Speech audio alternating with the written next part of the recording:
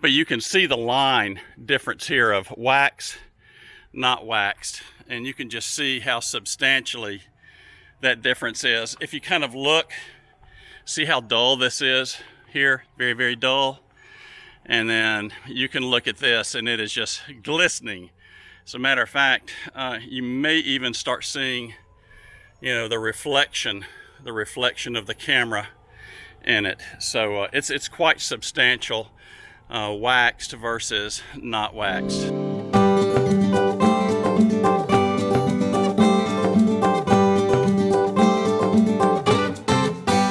Hi, it's Jerry with ilovervlife. It is maintenance time for the fifth wheel, and there's several things that I do. Look, I'll post a bunch of videos here. At the very end, I'll do a playlist called RV Maintenance. If you want to see the types of things I do, from washing the roof to cleaning your awning, black tank maintenance, hot water heater maintenance, all those types of things. But every so many years, I don't know, 2 or 3 years, it really depends on your camper, whether you park it indoors or outdoors, whether you're a long timer like Joan and I, spending 6, 7, 8 months out of the year on the road, or if you park it up underneath a cover, for long periods of times. Sometimes that will extend some of the maintenance I'm going to be talking about today. There's several things that I'm going to be doing, and this is going to be going over probably 2 days to get all this done. First of all, the camper needs to be waxed desperately. Let me show you what I'm dealing with. Here you can see it. It really doesn't, I'm working on the shady side of the camper, but the best thing that you can do, and you may be able to make it out with some detail, this has just gotten chalky and faded. My decals have gotten faded. I do have some cracks that's gone on. That's going to be another video, what I'm going to be doing about those, basically removing them. But the overall just finish over the last couple years, we've just lost that luster. So I'm going to put the luster back on it again. The next thing I'm going to be doing is it's time to replace this caulk. There's several different things that you can use for a camper. Some people use Sikaflex. I'm not a fan of that. I like to use just a self-leveling compound. And look, this will last 3 to 5 years, depending on, again, the environment that you place it on. You can actually look here and see where I've already started replacing some of it as we go. But bottom line, this is going to have to go everywhere. And then I'm just going to do an overall, look. Simple things like this plastic strip here by the door had fallen, and just little basic maintenance items. Now's a good time to check all your marker lights. I'll show you in the video how you can do that simply with a fuse to make sure they're all going to come on. Check your brake lights, check all those types of things. I noticed yesterday that this had cracked, so I've ordered. How did that crack? Who knows? But it did, and I'm going to replace probably both of mine, because if this cracked, then maybe that one has fatigued over there as well, and it's time to replace it. So I just ordered 2 new ones. I think they're 15 bucks off Amazon. So we're going to start the waxing process. Now, this is probably going to take me 2 days to get all this done, not because it's really a 2-day project. I'm having to deal with the sun. So I've been out here working this morning, already started on this side, and I'll show you a little bit more. I'm not going to bore you with hours and hours of doing this type of stuff, but I'll give you kind of an idea of what I use, and then we'll go from there. But the sun is going to be coming over in a little while and getting this hot, and when that surface is hot, you do not want to wax it. You will absolutely destroy the finish on your camper, and I don't care what kind of camper you got, you will ruin it. So I'll be moving over to the other side as soon as it cools down, and probably spend the rest of the day there. And maybe, I don't know, later this evening, first thing in the morning, I'll finish up this side. So let me show you the process that I use to wax. It's not a big deal, you would think. So look at this monster. It's 40 feet long. Holy Toledo, is this going to be a lot to wax. But using a buffer, I can zip through it pretty quick. Trying to do this thing by, the Mr. Miyagi way of waxing, of wax on, wax off, it's a week-long event. I'm not going to do that, especially not on 40 feet. But with the buffer, I can zip through it pretty quick. Let me show you what I'm going to do. If you're going to spend all this time and effort waxing your camper, I don't care whether it's a small Class B, a little Class C, or a big 40-footer like I've got. use a good wax. I use Meguiar's. This is Meguiar's flagship premium marine wax. Why do I use that? Well, if people use these things in boats and saltwater environments and things like that, and that, you know, that wax is holding up in that environment, it's going to be far superior on something like your camper, where you're not, you know, you're not running it in the lake or the ocean on a daily basis, and you're just dealing with rain and, you know, road tar and stuff like that. It is difficult to get off. Once you put it on, you're going to have to scrub it, and I'm going to use a buffer to take it off, and it's going to shorten my process of doing this substantially. So the first thing I'm going to do is just, you know, I'm going to use a soft cotton cloth, and I pick a spot that's like about 3 feet to 4 feet, and I work in tiles. And just put your light coat. You don't have to, it's not like a car paste wax. You don't have to put inches and feet on there, and just kind of cover the area that you're going to work. Again, I work in tiles, and then we need to use the buffer. Now, something else too, don't contaminate what you're using. If you've got a rag, you know, hang it over a ladder, lay it on a table or something like that. Don't drop it on the ground and get sand on it, because that's going to translate into messing up your finish. Same thing for your buffer. This is a cheap buffer. It's a Chicago Electric. I think that's Harbor Freight. I've had it for a while. And you want to run it on your lowest speed, and you know, above and beyond that, that's just about all there is to it. Always start off with a clean pad. If you've used that pad for anything else, any other type of wax or compound, do not start this process with that. I'm going to put just a little bit of the material on there, the wax, and let's make it shine. You want to use different motions too while you're at this. I'm going to do horizontal, then I'm going to do vertical, and then I'm going to kind of step back and see what I've done to kind of make sure that I've worked this wax as much off as possible, and also to kind of cut the crud off the camper as well.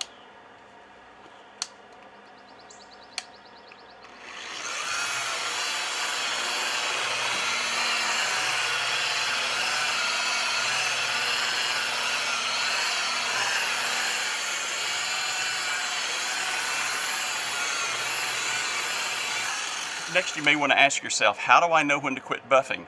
Well, again, you're just putting just enough pressure to be able to rub that wax off, and the wax will actually bite. You'll feel it drag in that pad.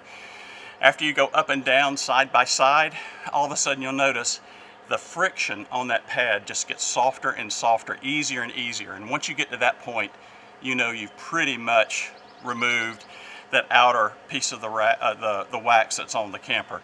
The last thing I'm going to do is use a microfiber cloth and just wipe off any residue. Again, whatever you're using, make sure it's clean. I buy, I don't know, 50 of these things. They're cheap. You can get them anywhere, Walmart, anywhere, Amazon, those types of things. But make sure it's the soft, you know, very, very soft microfiber.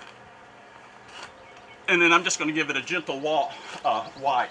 And now as I wipe this thing down, oh my gosh, it is as smooth as a baby's behind. I mean, it is super, super smooth. So I know that I've gotten me a good coat of wax on here. And I can look at my cloth, you know, and I can tell that, you know, I'm not wiping any wax off of it. It's just super clean. If there's any haze or anything like that that's left on, this will take care of it. All right, 40 more feet of camper. Let's get this done. This should start showing well in the video. This is with the sun setting on it, so this is pretty and shiny. And you can see it actually has that a bit of a tan look again versus chalky and white. So we're making some progress. Hopefully we'll finish this up soon. All right, the sun's getting bright, so bear with me here. I'm going to do this pretty quick because it's getting hot out here. So there's a couple products that you can use. Whatever you do use, don't use your household products like your silicones that you would use in a kitchen or around a tub or a bathroom. Do not use your house latex. This is a Dicor product. It's called Dicor Lap Sealant. You can get it in whites, grays, tans, various things. The trick to this stuff is it stays pliable over time. So as you're camper shifting and things like that, it sticks. And depending on where it's at, it'll last 3, 4, 5 years. Some areas, like up on your roof and things like that, where it's really getting baked, it might pull away and separate every year, and you need to tune that up a bit. Here's the trick. If you'll notice, if this will focus on it, right there, if you notice, I have just barely cut that tip off at a slight angle. The smallest hole that can possibly be there, you pop it with a coat hanger or something thin to kind of loosen it up. And you want to apply it with that tip up. And a little bit of this stuff goes a long way. Do not get carried away and just glob it. It'll look awful. And once you put it on, it is a bear to get off. So you want to try your best to get it on at one time. And I'm going to go in one fluid motion up here on the top. You're going to lose me as I go down the ladder on this. But again, I'll just barely get it started, and then I'll just lay it in. It's about half art, about half science. I do good at the science, I do terrible at the art. Let me show you how it works. So I'm going to get started right where I see it coming, just barely coming out. And here we go. And I'm just putting the smallest bead in this crack and trying to maintain one fluid move all the way down. I'll have to stop here, unfortunately. So if a little bit comes off the tip, just wipe that tip clean so you don't end up with a big glob on it. And then I'm going to try to finish this in one fluid move.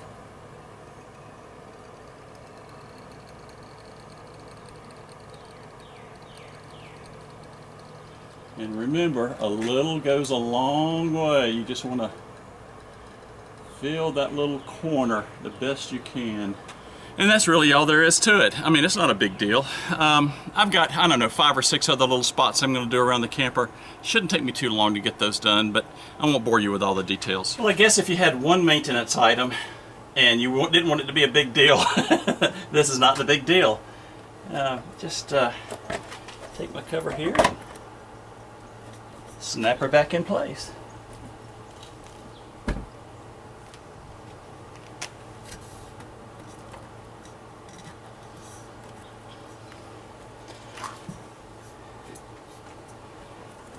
That's it.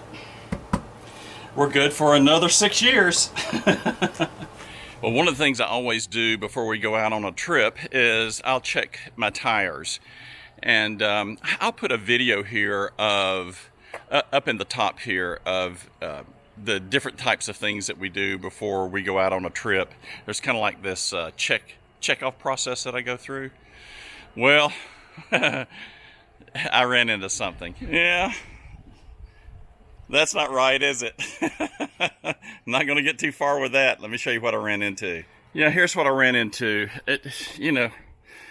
I always look for things like belt separation and things like that. And you'll notice right here, right there, it doesn't look like much here from a camera, but I had a sharp rock that has stuck all the way through the tire and has cut the belts. Doggone it. I guess I could get all upset about it. Well, I'm headed to the tire store.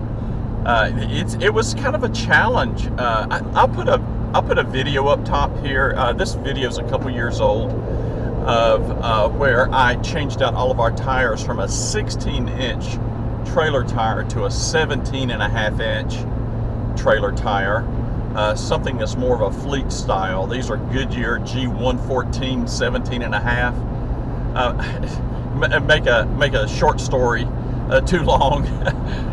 Joan and I were going from Orlando to Nashville, and in a 500-mile stretch, we had 2 blowouts, one on one side, one on the other. The last one was in McMinnville, Tennessee, and when we took it over to the tire shop, I'd had enough. I knew something was wrong. When they pulled the other 2 tires off, I had complete belt separation on the tires, and that's what was happening. The belts were separating and just absolutely exploding. And if you've never had a tire explode on your RV, it is catastrophic. Not only is it a scary thing to have happen, the camper gets kind of wobbly back in the back, and last thing you want to do is slam on brakes. You want to ease over to the shoulder. But aside from that, when that thing explodes, it just, you know, it tore up the sides of my fifth wheel. It was just absolutely a nightmare. But be that as it may, we went from these tires that are called Tomax, and I don't even know if they still sell these on campers anymore. If you do a Google search, they're referred to as Blowmax. I had 3,000 miles on them. The belts completely separated at 3,000 miles. One blew up at 3,000 miles, the other one blew up at 3,500 miles, and the tire dealer said the other two were ticking time bombs, would have gone at any moment. It's just awful. So I put these Goodyear G114s on. It was expensive. Don't get me wrong, these things are expensive. And you have to change out the rims and the whole works to go to 17.5. But in the process of doing that, you'll see by the date on this old video when I did it, we have not had one iota of trouble, not a speck. This is the first trouble I've had with our tires, and it's road hazard. That's unfortunate. And what it looks like has happened is I ran over a piece of gravel that actually was pyramid shaped, and it must have been sitting on the flat side, and the top point went into the tire and cut through the tire and cut through the belts. Unfortunate, you know. So I could sit here and moan and groan about, oh my goodness, I've got to go buy a $300 tire. I'm moaning and groaning. But you know, but above and beyond that, look, this thing, if it wouldn't have been for my, you know, it's almost a religious thing that I do, is before we ever pull away from the home or pull away from the campground, I always look at my tires. I check my tire pressure. You know, I look around at the treads and just make sure that everything's okay. If I see a tire that's lost a lot of air, then I know I've got a problem. And it doesn't bother me to change one. You just got to have a good bottle jack and be careful. But you can take care of that, and it doesn't, like I said, it doesn't scare me to do that. I've got the tools to do it. But when I looked at this one, I thought I saw a piece of gravel stuck in the tread, and almost didn't even think anything about it. But as I, you know, kind of got down on my knees and looked inside the tread, I thought, oh, you know, that rock looks like it's embedded in the rubber. And I got me a screwdriver, and as I pulled it out, the rock doubled in size. And I thought, oh no, this is trouble. And then when I even looked further, the rock had split, and there was another chunk even deeper inside down in the steel belts. So, bumpy bridge. You know, I really thought, you know, maybe I can get away with it, but when I pulled the tire off, and I actually could stick my screwdriver down inside the tire, and I could see where the belts were cut, I was not going to risk a 110-pound pressured tire exploding under my fifth wheel on the way to our next trip, and then having to be on the side of the road, and, you know, just going through all that, plus all the damage, and then the danger. I mean, these things, when they go off, they are bombs. So, good news and bad news. Bad news, I've got to buy a tire. The good news is I probably prevented some really, really bad stuff from happening. So I've got to drive 20 miles down the road, found a place that actually stocked these. That was another issue. I could find all the 16-inch trailer tires that I wanted on the phone yesterday, or late yesterday afternoon, and finally found a place that actually stocked these fleet-style tires. And had a fleeting moment of genius. I called the RV dealer that does all of our maintenance. You know, things like packing our axles, and, you know, the big repair stuff that I don't want to handle, and said, who does your tire stuff? And they gave me a name, and bingo, they had one of these guys in there. So off we go, and we'll be back in a little bit. Okay, I have made it to the metropolis of Byron, Georgia, and they called me while I was here on the interstate and said, your tire is in. So I'm crossing my fingers they're going to get me on the road here in just a minute. Well, these folks are working up a storm. Took them about 10 minutes to replace it, and I am going to get back on the road here and get this thing back on the truck. I am ready to go too. You bet I still love RV life. Yeah, I really do, even with a bad tire. We'll get her fixed.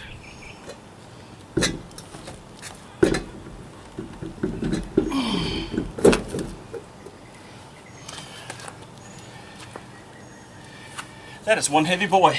Woo!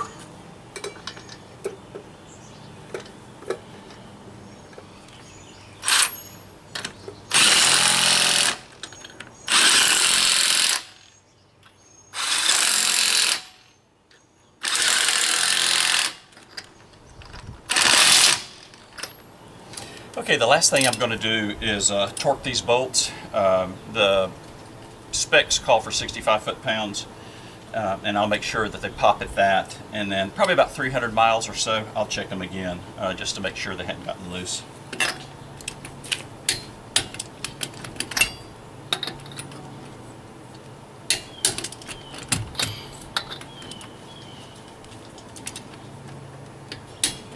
One of the things you'll notice I'm doing in a star pattern every other one. Rock and roll. Well, that's it. Or really, that's enough, isn't it? You know, these things take a lot of abuse. They're, you know, sitting out in the weather. I talk about the 9.5 earthquake that we drive them down the road. Things are bound to happen to them. And you know, if you use them, things are going to happen to them. If you don't use them, things are going to really happen to them. You know, they're just going to sit there and rot and you don't even know anything about it. I guess I would call this a 5-year maintenance that I did this go around. You know, checking all the caulking again, that's still something you should do once a year, but you're not going to always have to do all the touch-up. Again, the roof is going to be the big deal. The wax job is a bear. You know, that was roughly a good full day, day and a half. I had to take some breaks. It's a little hot here in Georgia right now. So, you know, you had to shift between the sun. You don't want the sun beating on the side as I did that. You know, got all the caulking done, checked all my lights, found a broken tail light, minor stuff, but it needs to be taken care of. If you don't, it stacks up, you don't have a safe vehicle, and you're going to go camping and you're not going to enjoy it. But there's things that you should do every single year, every single year. At the end of this video, I will have a playlist. It's going to be called, on the right hand side, it'll be called playlist. You'll see it up under there. You can click and you can see all the maintenance items, like your yearly maintenance items, such as cleaning out your black tank, sanitizing your storage, your water storage system, and you know, as well as the lines inside the camper that should be done. So you have water heater maintenance, and that's something else that should be done. Depending on the model that you have, you may have an anode rod. You'll see it down at the bottom. And you'll see the video on how to replace that. It's very, very simple, very inexpensive, but it should be done to keep from rotting out or rusting your water heater tank. So it's very, very important if you have that type of a system. And at least once a year, check it. And it could be that you have to change out that rod once a year, more than likely every 2 years, depending on the, you know, the type of water that you're facing when you go to the campgrounds. Well, you know, it's great to be able to do this stuff, and my camper looks fantastic. We're getting ready to head out of here in about another day or two, and we're heading south, and may even get some beach time in. I'm looking forward to that. And we're going to have an added treat, as you'll see coming up in the upcoming videos. I'm going to have the kids with me, the adult kids and the grandbabies with me and Joan. Oh, we're going to have so much fun. I think the upcoming videos are going to be a little bit different. We still have a few maintenance items that I want to show you as well. Think that you're going to be interested in. So we've got a lot happening here on the channel. Look, we're getting close to 30,000 subscribers. Thank you, thank you, thank you. You all are so kind, and I get the most wonderful comments. Joan and I just appreciate it so much. We built an I Love RV Life family out there, and we run into you all the time in the campgrounds. Ran into one of you the other day, one of our viewers in Sam's, of all places, Sam's Club. That was fun. So again, thank you so much. And what do? Yes, absolutely, we love RV life.